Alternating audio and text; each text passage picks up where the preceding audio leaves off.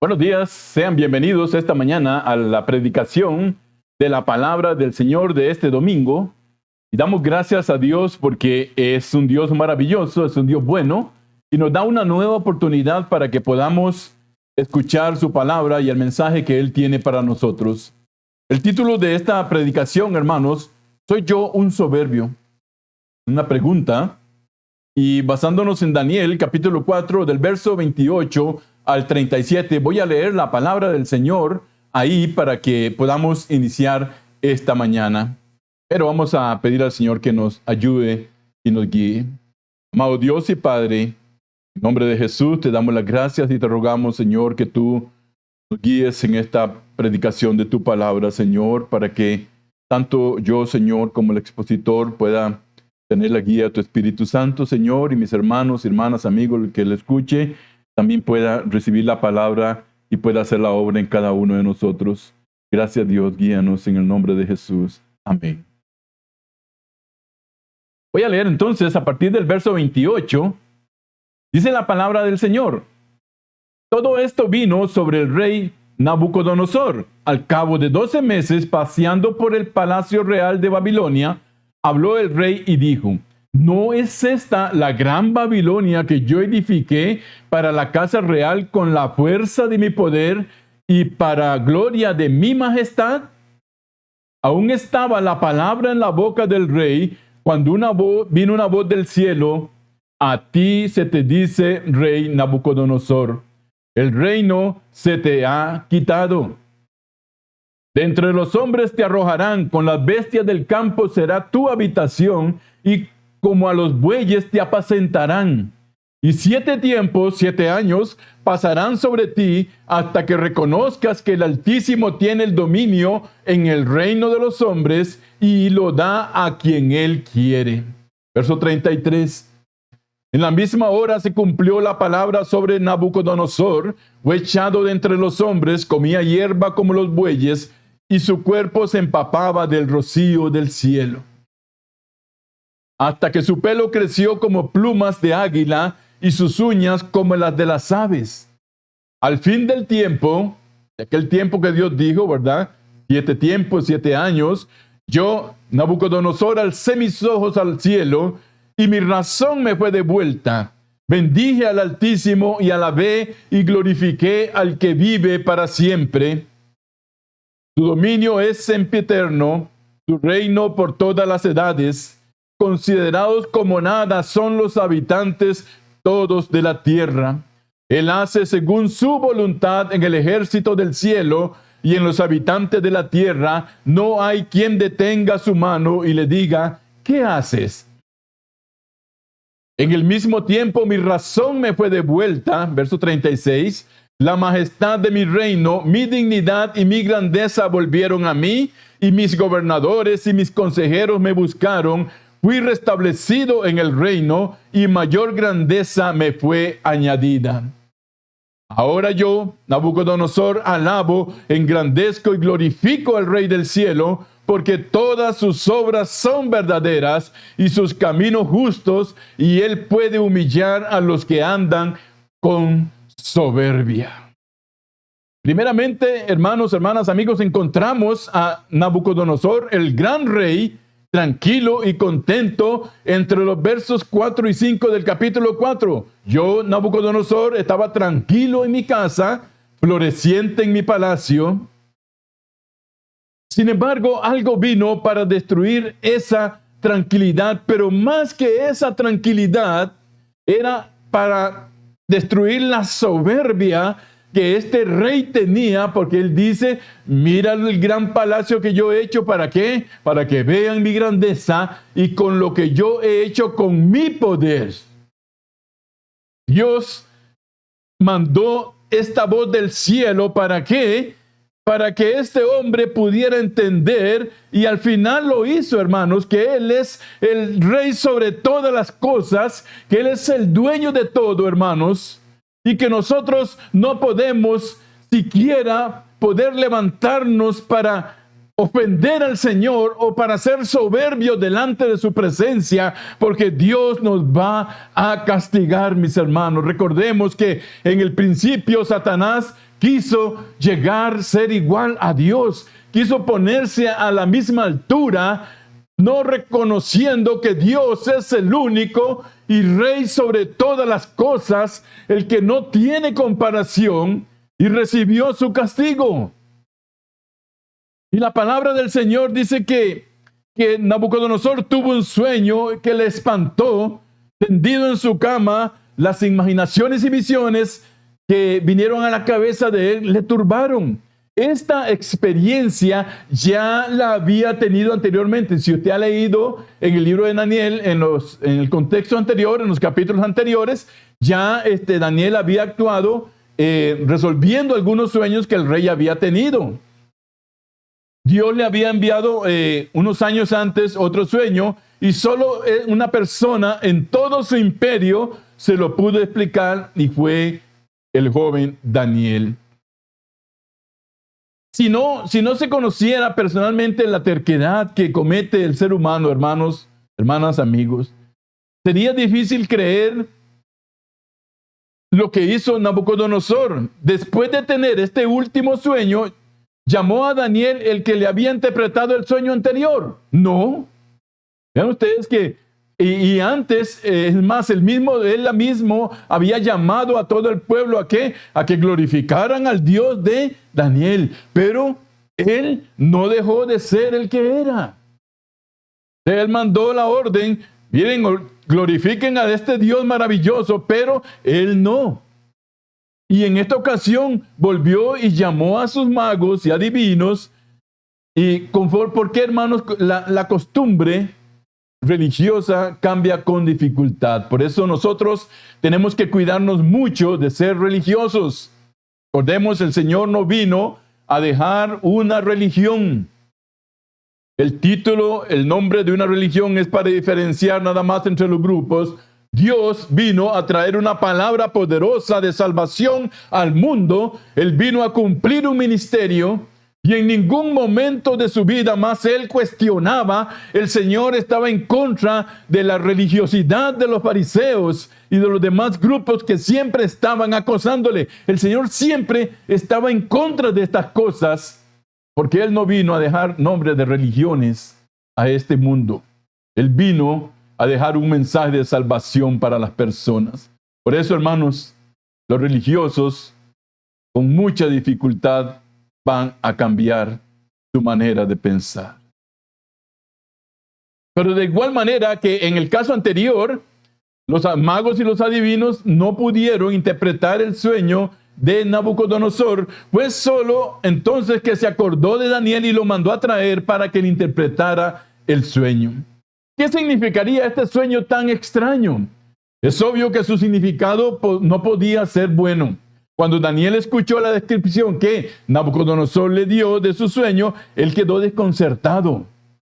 No quería contarle su significado, pues a pesar de que Nabucodonosor, hermanos, era un rey pagano, había tratado a Daniel con generosidad y respeto.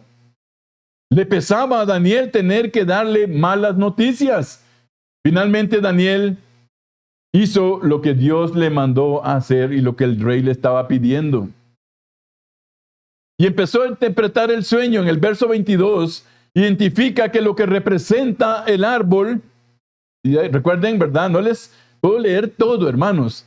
Lo que representa ese árbol con que soñó Nabucodonosor, dice que Daniel le dice: tú mismo eres, oh rey, que creciste y te hiciste fuerte, pues creció tu grandeza y ha llegado hasta el cielo y tu dominio hasta los confines de la tierra. 4:22. Cualquier gobernador, presidente o rey debe servir como una bendición para su pueblo. Por esto Nabucodonosor se representa como un árbol que da sombra y refugio a muchos. Este árbol, sin embargo, iba a ser cortado. Dios le mandó a Nabucodonosor un aviso de lo que sucedería. Cuando Dios anuncia el castigo, hermanos, y tengamos presente esto, cuando Dios anuncia el castigo, siempre lo hace con el deseo de salvar. A veces pensamos que el castigo de Dios es porque es malo o porque es un Dios así como de esos prepotentes o dictadores. No, hermanos, cuando Dios nos castiga por nuestra desobediencia, siempre es con el deseo de salvarnos de un mayor peligro.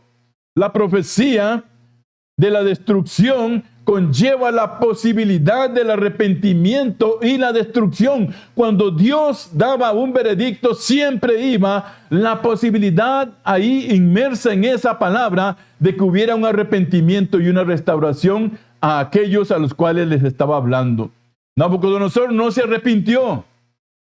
Otros, sin embargo, sí lo hicieron y fueron restaurados por el Señor. Recordemos, por ejemplo, a los ninivitas que escucharon la predicación del profeta Jonás, que aunque él no quería predicar, ¿verdad?, a esos que eran contrarios, según él. La Biblia nos dice que todos, desde el rey hasta el pordiosero más miserable, se rasgaron la vestimenta en señal de arrepentimiento y Dios no envió el mal que Jonás había profetizado, hermanos. Una de las fuentes de las discusiones entre Jesús y los fariseos fue precisamente este punto. Ellos no entendían que el Señor es un Dios de perdón y restauración. Esperaban que la gente común y corriente, con sus pecados y su maldad, fuera destruida. Jesús vino a llamar a todos al arrepentimiento y a la salvación. Hermanos, hermanas y amigos, no olvidemos esto. De una forma similar que los fariseos, Nabucodonosor estaba enorgullecido. La lección que Dios quería mostrarle y que todos nosotros tenemos que entender también es que solo Dios puede llenar el corazón del hombre. Alabado sea el nombre de Cristo. No hay nada, hermanos. Vean ustedes la grandeza del rey y después tenía que estar, dice, siendo alimentado como los bueyes y recibiendo el rocío de la noche. Nada, hermanos, hay que se pueda comparar con el amor de Dios para nosotros. Nada hay que pueda llenar nuestro corazón como lo hace nuestro Dios. Alabado sea su nombre.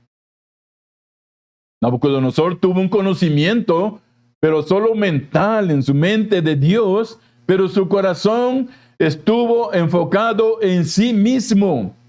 Aún en ocasiones anteriores, Nabucodonosor dijo y escribió cosas bellas acerca de Dios, pero obviamente no tuvo un encuentro personal con Él. Nunca se dio cuenta de su necesidad de doblar su rodilla ante el Dios de Daniel y adorarlo y alabarlo como lo hacía Daniel y sus compañeros. Al final del capítulo 3, por ejemplo, vemos cómo Nabucodonosor anuncia que todos deben honrar al Dios de los amigos de Daniel. Pero es obvio que él mismo no lo hacía, él no lo hace. Adora a sus dioses falsos solamente porque cree que le darán la victoria en la batalla. En realidad, el centro del universo para Nabucodonosor era él mismo y nada más. Esto nos habla acerca del título de esta predicación. ¿Eres un soberbio o soy yo un soberbio? El diccionario lo define como orgullo y son propiamente sinónimos de ser yo una persona que no acepto nada, que no recibo nada, hermanos, de un orgullo tremendo en mi vida, de que soy inaceptable de lo que me digan, de que solo yo soy el que tengo la razón, y yo soy el que digo, y yo soy el que hago. Pero también hay sinónimos como ser una persona altiva, arrogante, una persona llena de vanidad en su vida. Y el antónimo de esto es la humildad, es la modestia, es la sencillez. Vemos cómo contrastan completamente, ¿verdad?, lo que es el orgullo, la soberbia, con una persona humilde, con una persona modesta, con una persona sencilla. El principal matiz, mis hermanos, que la distingue está en que el orgullo es disimulable, incluso a veces apreciado cuando surge de causas nobles o virtudes, mientras que la soberbia se la concreta con el deseo de ser preferido de otros, basándose que en la satisfacción de la propia vanidad, del yo, del ego. Por ejemplo, una persona soberbia jamás se rebajaría a pedir perdón o ayuda. Veamos, hermanos, hermanas, amigos, hasta dónde llega la soberbia. Y esto estoy hablando a los hijos de Dios también, y también al mundo, pero el mundo vive con una soberbia permanente, pero los hijos de Dios, dice la palabra de Dios, que ahora tenemos el amor de Dios en nuestra vida, el amor de Dios, Cristo vive en nosotros, por lo tanto, ya nosotros no somos así. Entonces, ¿cómo es que hay soberbios dentro de la iglesia del Señor? Pues sí. Y si son personas que no se rebajan nunca, aunque hayan cometido el error y aunque estén conscientes de esto, mis hermanos, no se rebajan a pedir perdón y menos a pedir una ayuda. Qué duro y qué triste, ¿verdad? Esta condición de los hermanos que viven con soberbia en su corazón.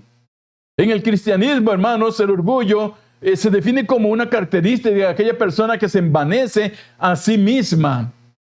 Genéricamente se define como una sobrevaloración del yo respecto a otros para superar, alcanzar o superponerse a un obstáculo, situación o a un bien, hermanos, que quiera alcanzar una elevada desvalorización.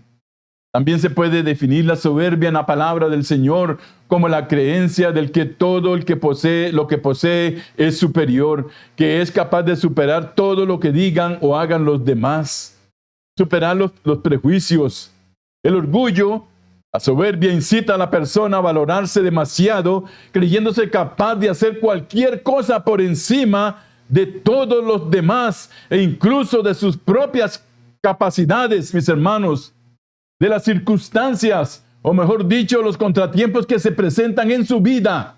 Esta idea deriva directamente de una persona orgullosa que pone en detrimento a las demás personas.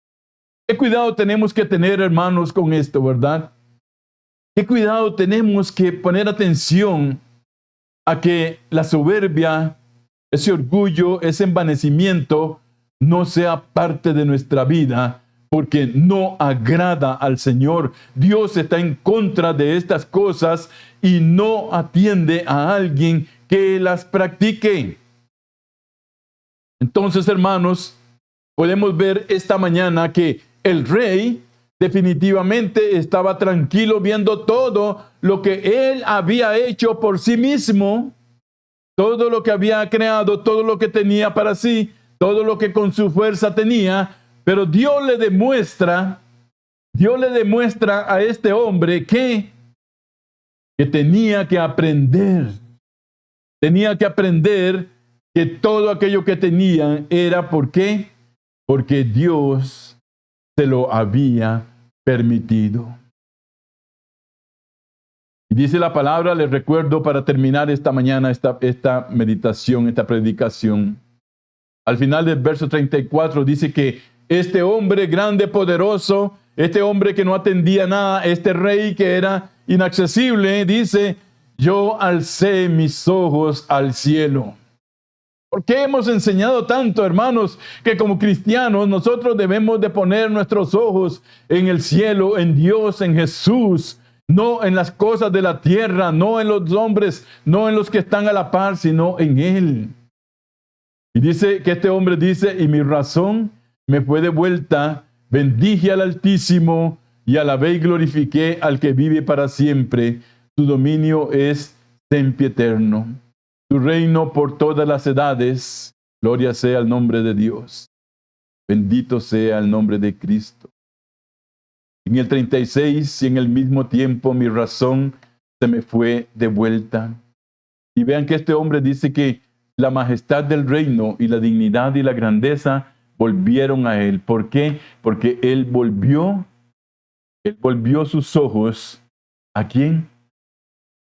Al gran yo soy, al Dios Todopoderoso.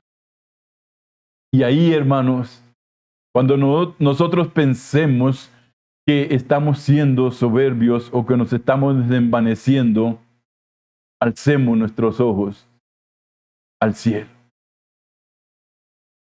y digámosle al Señor: Señor, ayúdame con esto, yo no lo puedo manejar, pero tú sí puedes. Quita esto de mí, oh Señor.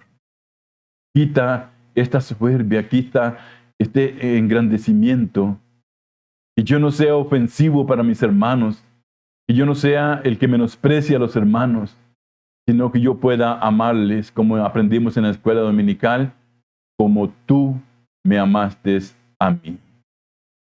La palabra del Señor sea bendita esta mañana, mis hermanos.